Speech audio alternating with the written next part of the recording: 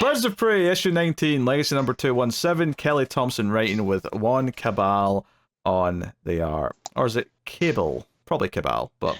I think it's Cabal, yeah. That's what my guts told me, but you never know. So, yes, last issue set up 2 plot lines that we're continuing with here, and they actually wrap up by the end of this issue for the most part, so this was kind of a little two-parter. One, of course, is at the lake house, which is Dinah and Sin going because they know they're getting targeted, and the last issue ended with like all these assassins closing in, and this issue kind of picks up with that. I love the panel of all the silhouettes behind them on the couch as they're still pretending to be just normal, but they know they're about to start fighting. In fact, that's what Dinah's whole narration is. And then the other story, of course, is Barda and Cass trying to help out possess Constantine over in the Seam. Is that what it's called? Yeah, the Seam. So yeah, these 2 plots play out, and last month, heaping tons of praise on the art, particularly the way the layouts.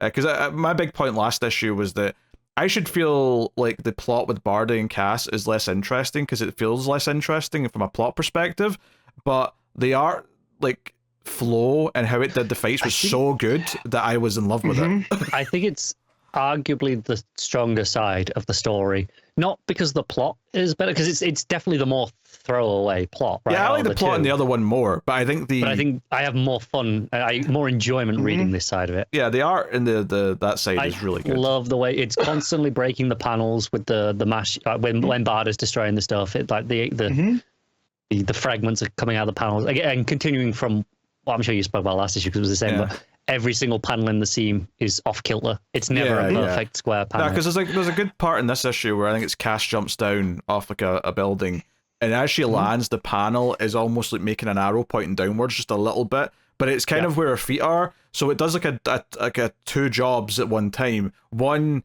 is that it makes you feel the direction she was going in, but it also makes it feel like there's an impact to her landing because it feels like her foot made the panel go that way. So it's like a double effect, and it's just really good stuff as far as sequencing goes.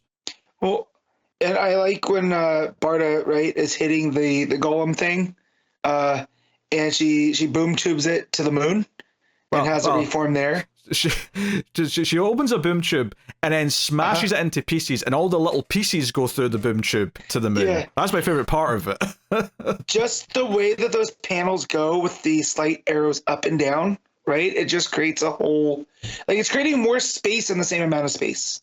Yes. You know? So it makes it feel like this big thing. And then just the way that she's, at the bottom of the page, she's perfectly in the center, right? But yeah. My only problem with this book is it needed more Barda, and it already has a lot. Yeah, I don't know if I agree with it. Like, I love Barda here, but I don't think it needed more. I think it was a perfect amount. Yeah. There's a great amount here. I think that my favorite moment is actually on the next page after what Matt was saying, is when the dude tries to like sneak off and she grabs him off panel. Like she reaches out the panel into the negative space to grab him.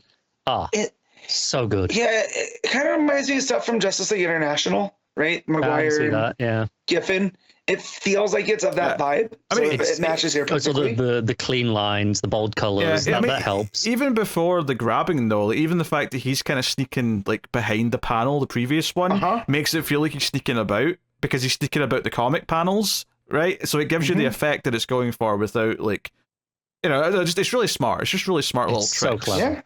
And I think that's why this ends up being the better side of the issue, even though the plot is significantly less compelling. Like, the plot's fine. It's hey, we gotta buy time, basically. Just do a bit of fighting. Yeah. But the art's so inventive that it makes it just fantastic. Yeah. Cass jumping. Cassie's whole thing, which is like to lock some parts of the golem, she smashes into different like rooms, and then she sits on like the barrel she's put a bunch of the bits into. It's just kind of funny to me as well. And then Constantine comes out and tries to like convince her to like untie him, and she's like, what did you tell me back when we did that thing in Spirit World? And he just says like, I don't know that, you little brat, let me free. So just all of that stuff is really entertaining, and I loved as well when Barda does like reunite with her later in the issue. And because one, I love how she enters, because her foot just comes in and kicks Constantine into the magic poster. But then they're just standing there awkwardly, and she's like, "Oh, you left me a trail out of those golem pieces. Very clever, little bat." And she's like, thanks, what'd you do with yours? Sent him to the moon. Also good. That also good popped me. I really got a good laugh out of that. I love again, Bartle looks so smug, and Cass actually looks a little bit annoyed, but like, I didn't get to send anyone to the moon. Well, no, and yeah, just the kick into the poster is hilarious, right? Yeah. Like, and then their whole body language, the next panel, there too. Yeah, team working really well together. Yeah, no, it was just a nice little adventure for them to be on. Like, plot wise, it meant nothing, but it was just so good from a comic book like storytelling perspective that it was really entertaining. And then the other stuff is not bad by any means. Like, I loved all the assassins sneaking up, and there's like a fun 2-page layout as they're like fighting all these assassins in the room. Oracle's like managing the drones that are outside the house and all that, and it's all fine stuff. And it builds up to in the first part to this little cliffhanger where they mention snipers, so we get this big shock kind of end of page where Dinah gets hit with a sniper, and it does full black negative space panel with just the sound effect behind her, the big blam. Looks great. In the same angle as the bullet, which I really appreciate as well. Yeah, adds a lot to it. So, yeah, just some really smart little art touches here. And the big thing out of this is that basically this pisses Sin off so much that Megara goes kind of nuclear and gets big and scary and, like, throws them all away and, like, threatens them all and whatnot. Makes a big whole speech of it. But now they're interested in her. Yeah, that's the thing at the end is like, hey, I think they saw how powerful I was and now they want Megara for themselves. So that's like a whole new problem. But we also have the idea that Dinah's now a little concerned that the line separating Sin and Megara is getting a little bit blurry, and even Sin kind of admits that, where she's not really sure how much of that was her and how much was Megara. So, yeah, it's obviously setting up some interesting character stuff here. I do love their teamwork there in the early part where the ninjas are attacking, and Dinah tells her, ears, and then the next panel, it's Sin jumping up and over the canary cry with her. This is why ears. I can't be the writer of this book, because after that moment where she yells ears so that Sin covers her ears and jumps so that Canary can use her cry, I would have had Sin turn around and go nose and then fart. So I'm glad you're not the writer too. Yeah, I'm glad I'm not the writer. But that's what I thought. I thought if I was the sibling of the person who just said that, I'd have been like nose and then just waited a beat and goes, you'll smell it in a minute. But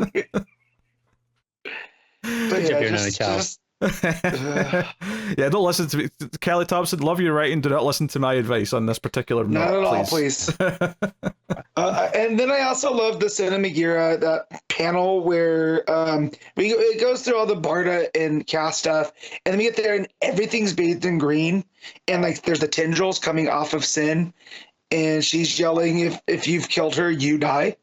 Right, and it's a really big, huge moment, and I like the way that it was handled. Yeah. I like the kind of the downer, because it's the very end where Sin's saying, "Oh, I think they now covet Megara as this powerful thing," and it's just this one panel of Dinah looking over at her. It's very somber and kind of like, oh no, like this is something we're going to have to deal with. So it's nice because like so many of the stories in this book have been very sort of fun and adventurous, jumping through dimensions and all that stuff.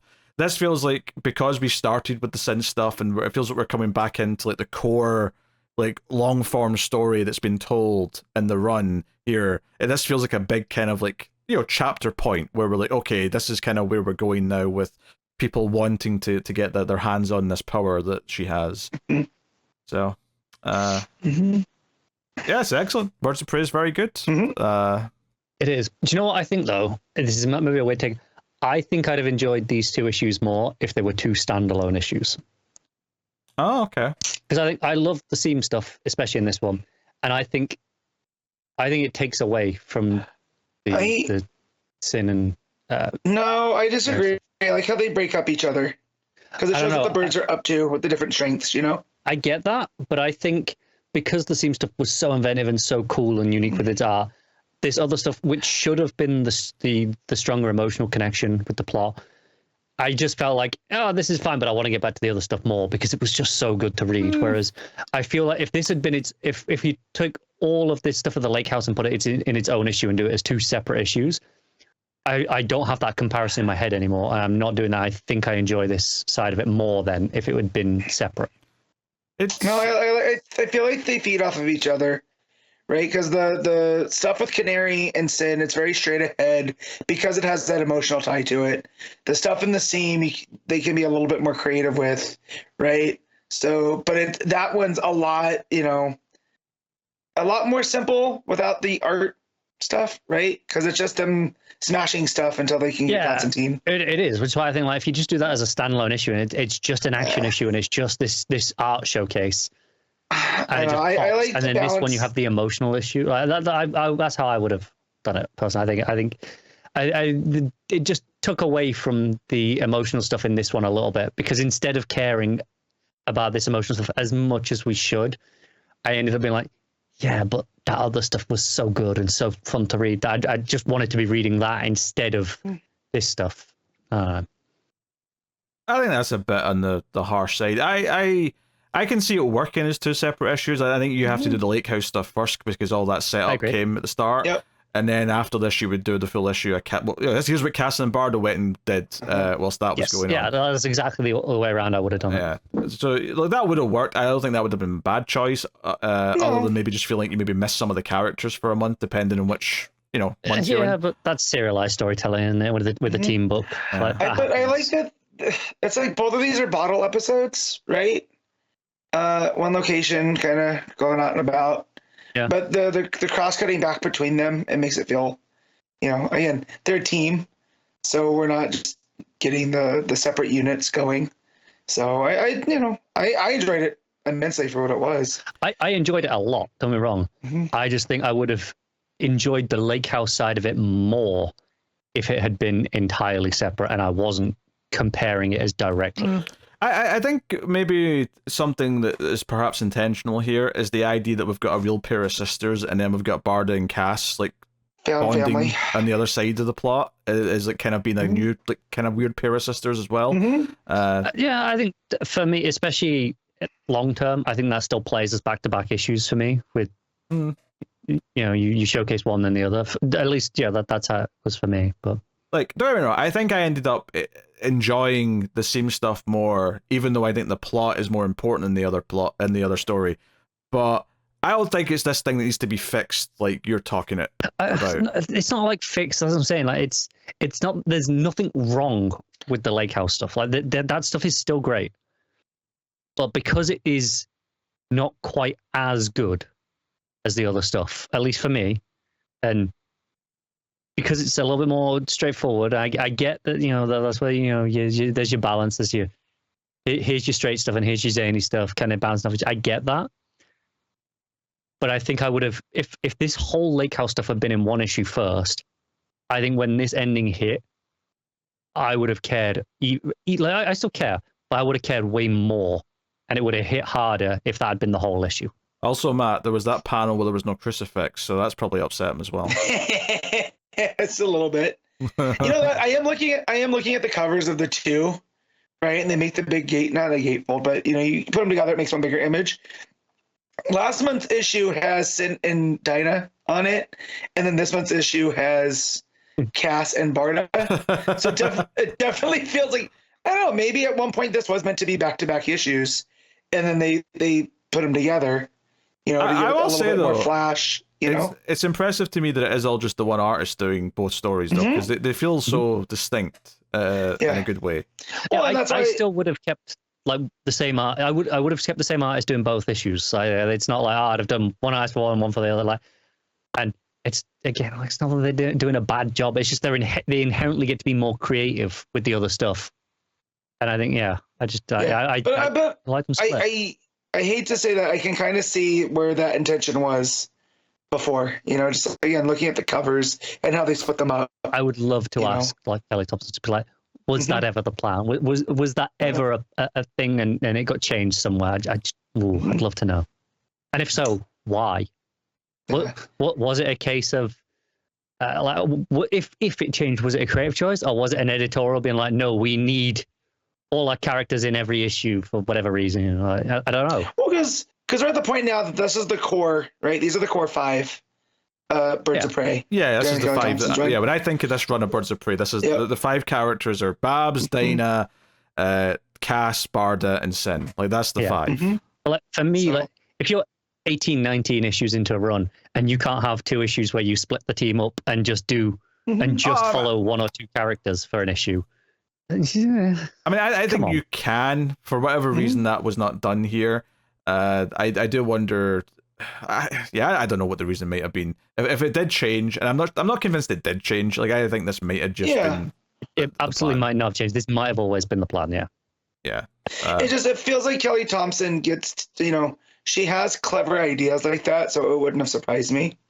I almost wonder, because keep in mind, like the plot with Cass and Barda was set up at the start of last issue as well before they split up. So I wonder if maybe it was a case of maybe originally there was a vague idea of having 2 separate issues, but then the realization, there's not actually as much plot in the second story for a full issue, so it'll be the B plot otherwise for 2 issues instead. I don't know. It's a full like half of this issue, like almost dead on. I don't know. I'm just theorizing. I don't know. I'm not convinced it changed, if I'm honest. But either way, I really like JUANN CABAL here. Yeah, the art is fantastic. Yeah, the art's great. They are arguably the best art the book's had, and that's not nothing to say either. But I've been very impressed. Art, yeah. So, all right, Matt, what are you giving Birds of Prey? I am also giving this a 9. Connor. I'm gonna give it an 8.5. I think everyone knows why at this point. I think you made it clear. Hey, 8.5 is still a great score. I mean, I may be giving it an 8.5. I think I am. It just isn't quite as perfect as Batgirl was. Not that 9 is perfect, but you know what I mean. You know how it could have been a 9, don't you? It was just all the scenes. Shut up.